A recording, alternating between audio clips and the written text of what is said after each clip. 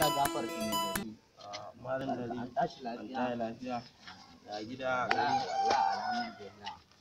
Ake ya mutanen garin. Wallahi alhamdulillah. Kowa da kowa. Wallahi lafiya. Gidan dai lafiya. Lafiya anan. Haka ake so. Dama na aika da za a kira ka an je gidan naka an ce ba ka nan. Maganar kajin nan ne, kajin jiya an kawo mun ma ƙara wani gida an ɗauke musu kaza to yi ne na ce ban sani ba ko kazan nan da kawo mun kuma ina so ina yi dan ma magana. Ai kaji ne anan. Mu ne, in dai ka san kaji mu muke tattare. A san kuma ai kai ake kawo ana gafar. Idan ta jiya ma da kawo mun ba duka a jiki yau in an fita a duba mai dan kyau. Kajin da an kame wasu fifi ga buta tsayin zuwa ne a jiki. Ni dai a kawo mun masu kyau. Barato da zambu wani layi na ga akwai nan kaji da Allah ya taimaka. Allah ya taimaka. sai an jima.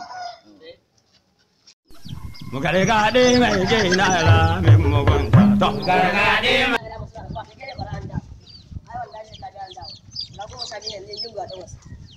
yawa a garin jibi kaji an ce an sace wannan gata kaji an ce an sace wannan Ai gaskiya ni ma na ga alamun sace-sacen nan da ake yi yawa a garin nan. kwarai ma kuwa Allah sace-sacen da ake yi yawa.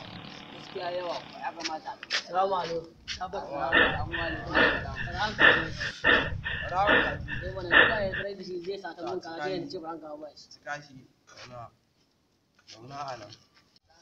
abin ya faru kawai a zartar shikenan jiya na yi karatu da daddare na ji cewa manzon Allah sallallahu alaihi wasallam ya ce duk wanda aka kama yana sata a cire mai hannu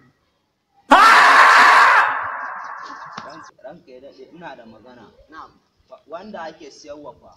shi ma a Abin maganar nan wannan maganar ta fi ƙarfin nan wajen. A tashi!